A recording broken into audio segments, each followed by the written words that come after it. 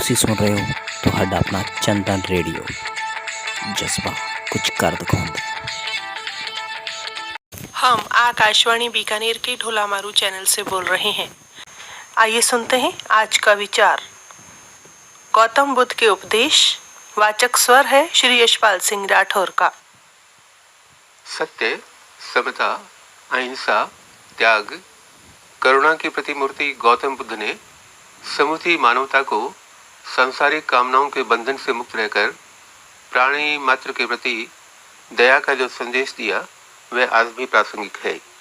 शाक्य गणराज्य की तत्कालीन राजधानी कपिल वस्तु के निकट लुम्बिनी नेपाल में महारानी महामाया देवी ने एक बालक को जन्म दिया।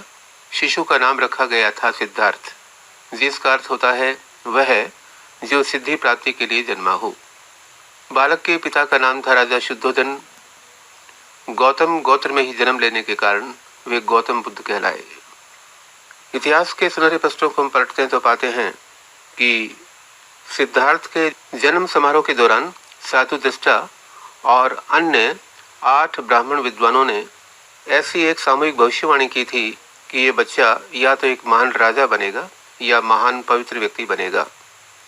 दक्षिण मध्य नेपाल में स्थित लुम्बिनी में उस स्थल पर महाराज अशोक ने 3री शताब्दी ईसा पूर्व बुद्ध के जन्म की स्मृति में एक स्तंभ भी बनवाया था। गौतम बुद्ध का जन्मदिन व्यापक रूप से मनाया जाता है। सिद्धार्थ का मन बचपन से ही करुणा और दया का स्रोत था। उनका मन बड़ा कोमल था, वे किसी को भी दुखी नहीं देख पाते थे। सिद्धार्थ ने बचपन में गुरु विश्वामित्र के पास वेद उपनिषद का अध्ययन किया, राजकाज युद्ध विद्या की भी शिक्षा ली। इसके अलावा घुड़दौड़, तीर कमान में बड़े प्रवीण माने जाते हैं। समय आने पर सिद्धार्थ का शाक्य कन्या यशोधरा के साथ विवाह हुआ और कुछ समय बाद उनके राहुल का जन्म हुआ। राजा शुद्धोधन ने सिद्धार्थ के लिए सभी सुविधाओं की व्यवस्था की, लेकिन ये सब चीजें सिद्धार्थ को सांसारिक बंधनों में नहीं बांध सकी। वसंत ऋतु का समय था। सिद्धार्थ एक दिन बगीचे की सैर पर निकले। उन्हें सड़क पर एक वृद्ध व्यक्ति दिखाई दिया। हाथ में लाठी पकड़े धीरे धीरे कांपता हुआ व्यक्ति सड़क पर चल रहा था। दूसरी बार सिद्धार्थ जब बगीचे की सैर को निकले तो उनकी आंखों के आगे एक रोगी व्यक्ति आ गया। चेहरा उसका पीला था, दूसरों के सहारे बड़ी मुश्किल से चल पा रहा था। तीसरी बार ऐसा हुआ कि सिद्धार्थ को एक अर्थी मिली। 4 आदमी उसे उठाकर लिए जा रहे थे।